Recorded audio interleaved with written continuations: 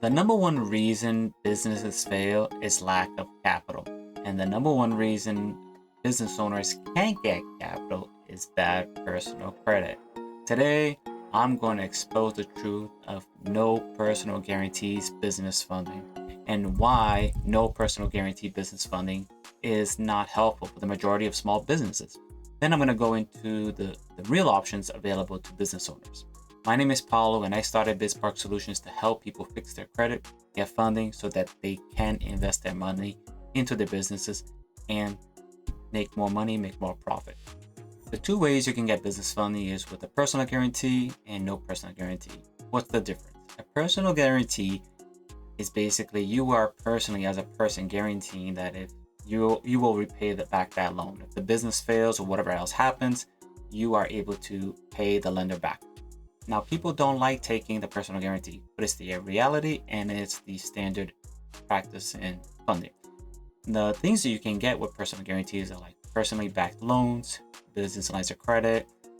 You can also get 0% credit cards and business credit cards as well. The personal credit matters 100% for this. That's the only record of being able to pay back, loans and things like that. It's also available. Pretty much every single bank offers it. It typically provides lower interest rates, and it's available for startups and new businesses. Now, the thing with no PG business funding is that it's very, very limited. Well, it's really accessible to really high revenue. I'm talking high 7 figures, 8 figure businesses that have been around for quite a while. And the good thing about them is that your business is solely responsible for the repayment. It's not you, not as a person. It's the business, the EIN, has the responsibility to pay back. So for non-PG business credit, your revenue is very important, your age is very important, and your industry as well is very limited use. It typically requires high revenue and is very rare for new businesses, if at all. Now, there's the multiple tiers to this. There's like tiers 1, 2, and 3. The first tier is net 30 type of vendors. Like think about Granger, Quill, Uline. They'll give you 30 days to pay back whatever you bought from them.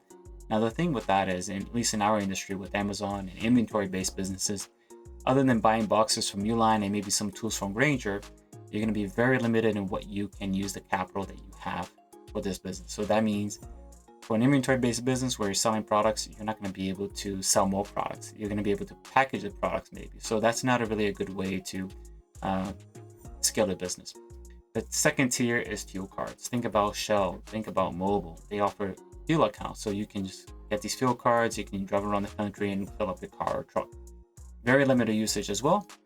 The third tier is store cards for like Home Depot, Office Depot, Sam's Club.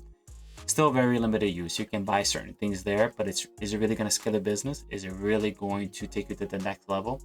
For example, when I got business funding with a personal guarantee, I went from $30,000 a month in revenue to $80,000 within 2 months because of having access to that cash, right? I didn't get a non-PG business credit.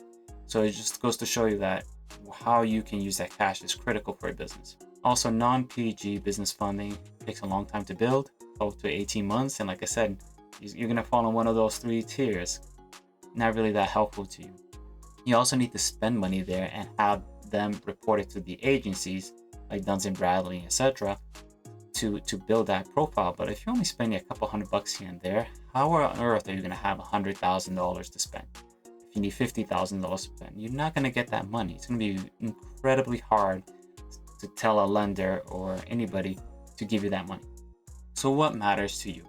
You want to be able to have cash credit because it's better than non-cash credit. Let me explain to you what I mean. Cash credit is basically using like a credit card, a Visa, MasterCard, a business line of credit that you can use immediately for anything. You're not limited. It's not a small scope for gas. You're not using it to buy boxes. You can buy anything you want, whether it's marketing, whether it's paying for salespeople, whether it's paying for your ads, whatever it is. You can put the money where you need to because every business is going to scale a different way and a different part of time.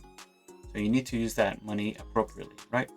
And the non-cash credit is not going to be helpful for those situations. You're going to be putting time, effort, and money trying to build a business credit that really in 12, 18 months from now is not going to be helpful. So it's not really a viable path. It's almost like a scam. If people tell you that they're going to be able to build this credit and get you really way ahead and you're not going to risk your own cash, personal money, be careful. It's probably not going to work out in your favor. Why personal credit wins when you need cash fast? Personal credit is basically your only track record you have that's available to creditors because of your social security number that tells them that, hey, this person can borrow a certain amount of money, pay back, and not have any type of problems paying us back. So if there's any charge-offs, there's anything negative, they're going to know that way. But if you have a clean record, typically a 680 plus credit score, and you have at least 3 years of age, you're looking pretty good overall. And because you have personal credit, you can get 0% business cards for 12 to 18 months. You can get business lines of credit with good terms. You can get possibly SBA loans. You basically can get products for newer businesses as well. So you can, if you're just starting off and you have decent personal credit, you can get 50, 100K. You can. I've done it. I've done it many, many times. That's a viable path forward. You can also get approvals within weeks. So it's really quick. But you don't want to have PG. You don't want to have that personal guarantee. Oh, doesn't that suck? Why take the risk? Well, why should the lenders take the risk? Why should they give you this money, let you put it anywhere you want, and then what? Are they going to be holding the bag, or are you going to be holding the bag?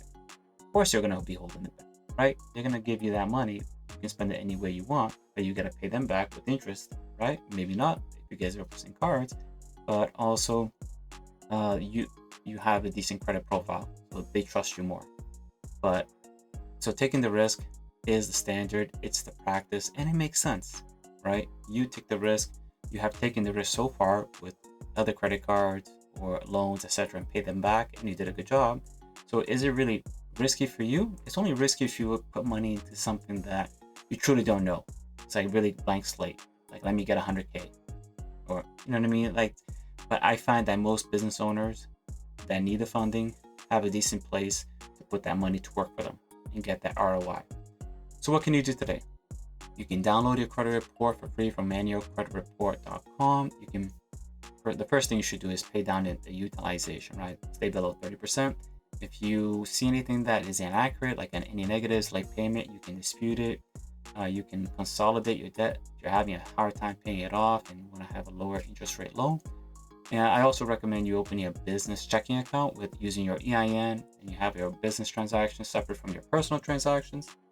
And that's the way to move forward anyways. You should always have business and personal separate. You should never have them combined, ever, in any shape, way, or form. Whether you use business credit cards, don't pay for personal items, and vice versa. Keep them separate. That's part of why the rules of the LLC are separate. Here at BizPark Solutions, we help people like yourself clean up your credit report using consumer law strategies, and we also provide custom funding plans that maps out which banks and cards to apply for in the right order, and we will introduce you to the right relationship managers at these lenders.